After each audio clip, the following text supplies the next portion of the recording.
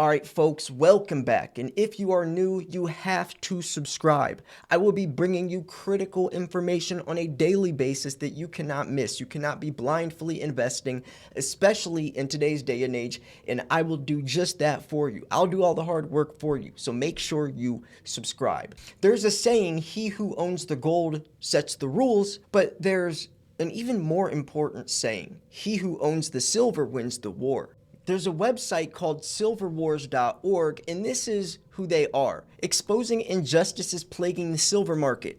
We are dedicated to uncovering silver market manipulation and malfeasance by the United States Treasury and Department of Defense threatening national security. See, we know there's an extreme silver shortage, but I don't think people understand how extreme it is and what the consequences would be if we run out. See, there's up to 500 ounces of silver in a single Tomahawk missile and up to 11,000 ounces in some torpedoes. I don't think people understand the consequences of us running out of silver. In 2002, the National Defense Silver Stockpile goes to zero. You can see some of these numbers. United States of America, National Defense Silver Stockpile, 1967 to 2002. And that's when they stopped reporting it. You can see the Department of Defense, the DoD, stockpile from 1972 down to 1995. And now here's a timeline starting from 1965 to present day, unveiling the truth, military's involvement. And it all starts on July 22nd, 1965, and this is Lyndon B. Johnson saying, in the face of this worldwide shortage of silver and our rapidly growing need for coins, the only really prudent course was to reduce our dependence upon silver for making our coins. If we had not done so, we would have risked chronic coin shortages in the very near future. And now you can see right here, we see the U.S. Geological Survey, or the Minerals Yearbook. They actually started reporting it. This is the first instance when they disclosed stock numbers or how much silver they have. Remember, that was the first time, 1972. And now you can see down here in 1995 was the last time U.S. Geological Survey Minerals Yearbook. This is the last time they reported how much silver they have. And there's more going on though. In 2002, the National Defense Silver Stockpile goes to zero. It goes to zero. There's a lot happening with silver's involvement and war. All of it has to do with manipulation. So that's kind of what they're going about. I just wanted to show that website. You guys can go check it out yourself. It's very thorough. But that's a little bit of what we're coming from, or the angle that they're coming from when they talk about what do we mean when we say silver wars. Because yes, you make a pretty penny, but at what cost? If we need silver, not only to go green, because you could believe or not believe into the green news scam, that's whatever. But if we're already involved into 5 wars right now, if we're already having to use 11,000 ounces of silver in a single torpedo or 500 ounces in a Tomahawk missile, which those are verified numbers, and we are only advancing in war rapidly, you could see how dangerous that could be. Yes, we make a pretty penny, but at what cost? And not only just for war, silver is also used in aerospace as well. But remember in 2002, they stopped reporting those numbers? That is still true till this day, along with aerospace. So that means satellites, that means any type of surveillance, drones, nuclear reactors, which that's a lot of silver right there, especially as that advances, along with AI chips as well. So just think about where all this silver is going, how much is left, and remember the saying, he who owns the silver wins the wars. So you can see why this would be so important. Now that's just a little bit of an example and introduction to this article I wanted to give so you guys understand where this is starting from. What do we mean when they say silver wars? Now I love this article. It was posted yesterday, by the way, fresh off the press. This is why you have to subscribe. I will always give you the newest, latest news, important news. Where else are you reading articles like this? They start off by giving an example of another commodity that was very useful between Greece, Italy, and Spain. Now, they compare what happened with olive oil, just replace this with silver, with the military. Check this out. So before kerosene illuminated the night, olive oil was the golden liquid sustaining life across Greece, Italy, and Spain. It was the heart of their cuisines, a lubricant for machines, a source of light when the wick met oil. Its versatility was truly remarkable, serving multiple purposes in their daily lives. And by the way, they're going to go past the olive oil, resemblance, but this is a good point just to explain what has happened in the past. Its transformative properties extend to cleanliness, as olive oil was crucial in creating soap. However, the bounty of the olive tree was not shared peacefully. Nations, merchants, traders, monarchs, bankers fought over spices, silk, opium, gold, bronze, and other global treasures. In 1204, a bitter conflict erupted between Greece, Italy, and Spain over olive oil, a coveted resource that became the prize in a war that raged across the Mediterranean. The agency became a battleground, with fleets clashing as nations vied to control the olives that produced the precious oil. The conflict was intense and the stakes were high. The outcome would determine the fate of the empires and shape the course of history for centuries to come. Nations, merchants, and even bankers fought over olive oil because olive oil had intrinsic value. It was for cooking, fuel lamps, for kerosene, lubricant for metal machinery, farm tools, ingredients, and soap. Silver, like olive oil then, has 20,000 applications. This is what we mean by intrinsic value. That's what I mean when I say that, folks. Silver is the most highly conductive metal for thermal conductivity, electricity, and light sensitivity. It's used in everything and anything you could possibly think of. It purifies water. There's colloidal silver. It has antimicrobial properties. It's used in everything. So just like olive oil, there's less and less and less silver. Less silver, but it's needed more and more and more. And when we're talking about war, if you don't think countries are going to fight over silver, if silver is what is used to make these nukes and to make these missiles and submarines and tanks and drones and surveillance and satellites and rockets, then you are mistaken. There's a better chance that we would be fighting over silver to make these than anything else. Silver is what people hold to win the wars, not gold. Gold can set the rules because we determine a country's wealth on how much gold they have. As an investor, you're a part of a complex economic landscape that can be likened to a war. In this war, there are clear winners and clear losers. Our readers will be on the winning side because they understand that silver, unlike the Federal Reserve note, cannot be printed, making it a valuable asset in this economic war. Your purchasing power is getting destroyed by inflation. In Rome, when the denarius was debased from 90% purity to under 5%, the villagers couldn't see this happening before them so readily because it happened over centuries. Still, by examining the history books, we understand how inflation theft occurs monthly and yearly and acts like a bleeding out through death by 1,000 cuts. Groceries, gas, medical expenses, rent, etc. Despite the challenges, there are significant opportunities for high returns. We recommend purchasing as much physical silver as possible at low prices. That's what I've always said. Since I've been making daily silver videos since 2015 on this channel, I always said, the best advice you could give anyone, beginner, non-beginner, expert, just buy as much physical silver for you can for as cheap of a price as possible. Anything else that's not mean potatoes. Anything else is the cherry on top. You can get into, semi-numismatics, you can get into whatever, but silver is what we're invested into. It's the metal itself, silver, not a coin versus a round, silver itself. It's the silver inside of it.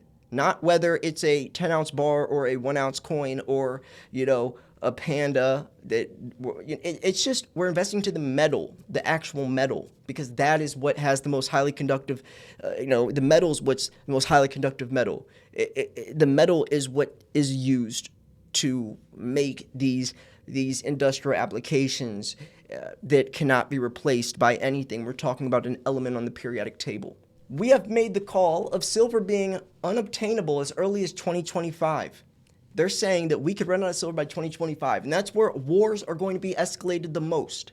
If we run out of silver by 2025, and not only big tech, not only companies like Tesla that, or SpaceX having to get their hands on silver, or Apple to make the newest, latest iPhone, but think about the military. We already saw the U.S. military raid our national silver stockpiles last year. That happened last year. So they're aware. Are other countries aware? I'm sure that's why China and India and Russia are buying all this silver. They're aware. But even though they're aware and they're piling it, doesn't mean that it won't dwindle out. 11,000 ounces in some torpedoes with nukes, the amount of silver in nukes as well. Check this out. Look at these. So they say silver being unobtainable as early as 2025, the most basic logic of spiking demand while silver deposits are vanishing at alarming rates, right? They're suppressing the price so they can get it for cheaper. Price is the greatest tool of misdirection. If people look at silver and say, oh, the price is nothing, they won't want it. It's not attractive. They only want it when it's exploded. That's how most people think, except for us. See, when we have entered an intense era of electrification of all things, where energy needs to be stored in batteries and conducted through metals, silver emerges as the #1 needed metal for all future technology and energy. Future as well. We're advancing into a new digital era. Its unique properties make it an ideal component for batteries and conductors that power our modern world.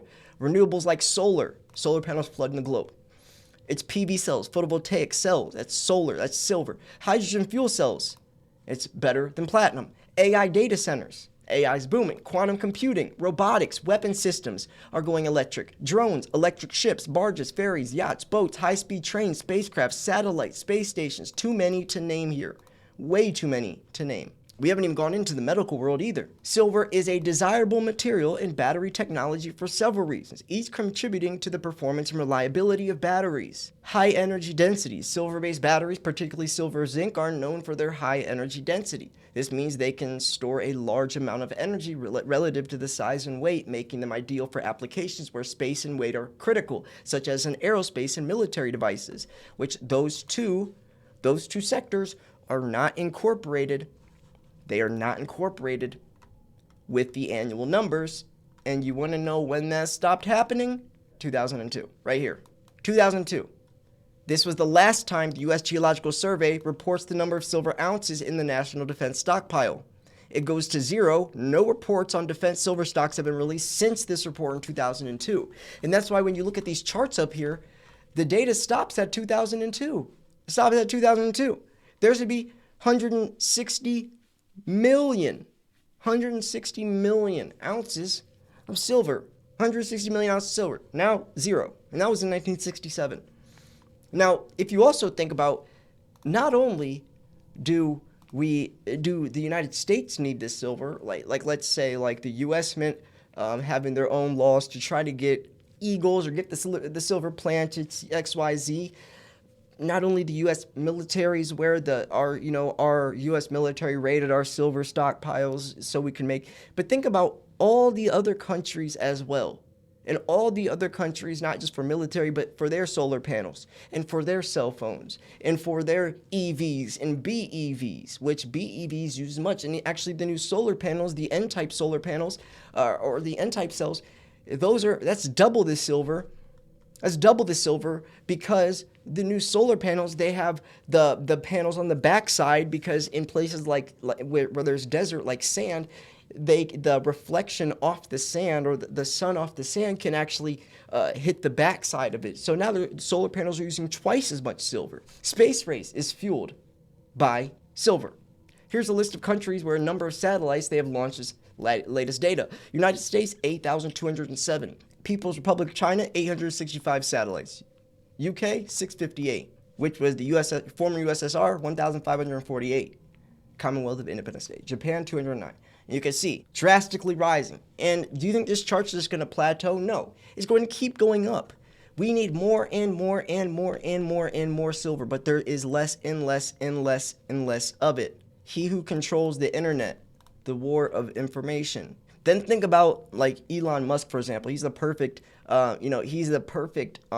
mascot to really portray how severe or how detrimental the silver shortage could be. Let's say that silver reaches $50, doubles in price. That just means Elon's cost of production for Tesla has just doubled. It would cost him twice as much for an ounce of silver. Some say, allegedly, he bought a silver mine to fix that problem, which would be a genius idea. But do you think all these other companies are buying silver mines? No. Where are they going to get the source? What about premiums? Forget the price. Like Andy Schectman says, we might not have to worry about the price. You know, a lot of people say, oh, they'll throw in the towel when silver hits $50, $100 because they don't want to pay that high. That might not be what stops you from buying. It might be because you won't be able to find it anymore. They're saying that we will run out of it quicker than you will will have a problem paying XYZ price. Like they said we could be out of silver by 2025. Silver will be unobtainable by 2025. So just think about this. Anyways, I'm going to wrap this video up here, but I want you guys to really think about this. And folks, by the way, if you wanted to join the Secret Silver Society, which is a silver group, or it's a secret group for silver stackers, we do silver raffles.